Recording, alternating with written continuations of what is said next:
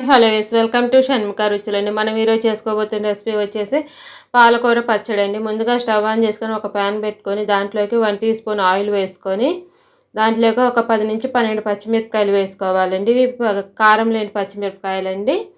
అందుకని ఒక 10 నుంచి 12 వేసుకున్నాను. వేసాక ఇవి వేయించుకోవాలండి. పచ్చివాసన పోయేంత వరకు వేగాక 1 టీ స్పూన్ ధనియాలు, 1/2 టీ స్పూన్ జీలకర్ర కూడా వేసి అవి పచ్చివాసన పోయేంత వరకు వేయించుకోవాలండి.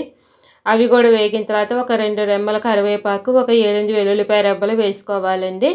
నేను తీసుకున్న పాలకూర 2 కట్టలండి. పాలకూర 2 కట్టలు కట్ చేసుకొని శుభ్రంగా కడిగి పెట్టుకున్నానండి. పెట్టుకున్నాక అవి కూడా సన్న వేగి పచ్చివాసన పోయేంత వరకు ఇవి కూడా మిక్సీ జార్లో తీసుకొని పక్కకు పెట్టుకోవాలండి. మా వీడియో కనుక ఫస్ట్ టైం చూస్తున్న వాళ్ళైతే మా ఛానల్ని సబ్స్క్రైబ్ చేసుకోండి. మేము పెట్టే వీడియోస్ మీకు ఎప్పటికప్పుడు నోటిఫికేషన్స్ వస్తూ ఉంటాయండి.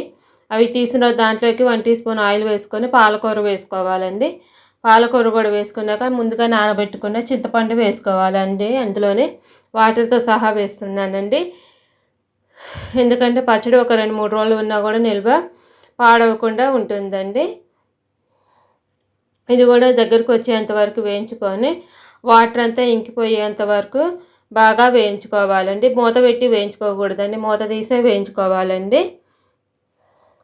ఓకే, వాటర్ దగ్గరికి వచ్చేంతవరకు బాగా వేయించుకోవాలండి.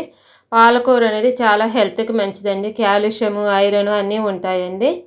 ఓకే, షుగరు, బీపీ కూడా కంట్రోల్లో ఉంటుందండి పాలకూర తినటం వల్ల. స్టవ్ వేసుకొని చల్లారిన తర్వాత ఇది ఒక మిక్సీ జార్లోకి తీసుకున్నాం కదండి. ధనియాలు, జీలకర్ర, పచ్చిమిర్చి, వెల్లుల్లి, కరివేపాకు అందులోకి ఈ పాలకూర వేసుకోవాలండి. చల్లార్చి పెట్టుకున్న పాలకూర కూడా అందులోనే వేసేసుకొని తగినంత ఉప్పు వేసుకొని ఇది మెత్తగా గ్రైండ్ చేసుకోవాలండి. మెత్తగా కాకపోయినా కచ్చాపచ్చిగా అయినా ఈ కచ్చాపచ్చిగా మిక్సీ పట్టుకున్నాక ఒక బౌల్లోకి తీసుకోవాలండి. పచ్చడిని అంతా ఒక బౌల్లోకి తీసుకున్నాక తాలింపు వేసుకోవాలండి. ఓకే, ఈ చట్నీ అనేది అన్నంలోకే కాదండి, ఇడ్లీ, దోశల్లోకి, చపాతీలోకి కూడా చాలా బాగుంటుందండి. ఓకే అండి, ఇప్పుడు ఆయిల్ వేసుకున్నాక ఒక 3-4 టీ స్పూన్లు ఆయిల్ వేసుకున్నాక ఒక 1/2 టీ స్పూన్ మినపప్పు వేసుకొని వేయించుకోవాలండి. అవి వేగాక ఒకసారి కలుపుకొని ఒక 1/2 టీ స్పూన్ ఆవాలు, 1/2 టీ స్పూన్ జీలకర్ర కూడా వేసుకోవాలండి. అవి కూడా వేగిన తర్వాత ఒక 3 ఎండుమిరపకాయలు వేసుకున్నానండి. ఒక 3 ఎండుమిరపకాయలు వేసుకున్నాక ఒక రెమ్మ కరివేపాకు కూడా వేసుకొని వేయించుకోవాలండి. చాలా టేస్టీగా ఉంటుందండి పాలకూర పచ్చడి. ఓకే అండి, కరివేపాకు వేసాక ఇంగువ కూడా వేసుకోవాలండి. ఒక 1/2 టీ స్పూన్ ఇంగువ వేసుకొని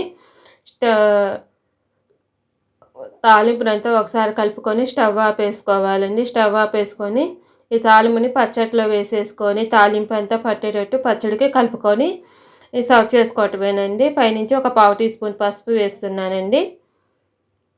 పసుపు వేసాక అప్పుడు తాలింపు వేసుకొని కలుపుకోవాలండి. మా వీడియో ఫస్ట్ టైం చూస్తున్న వాళ్ళైతే మా ఛానల్ని సబ్స్క్రైబ్ చేసుకోండి. మేము పెట్టే వీడియోస్ మీకు ఎప్పటికప్పుడు నోటిఫికేషన్స్ వస్తూ ఉంటాయండి.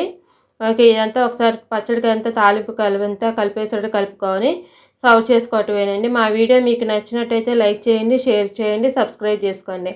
Thanks for watching. Please subscribe and like చేయండి. Thank you for watching.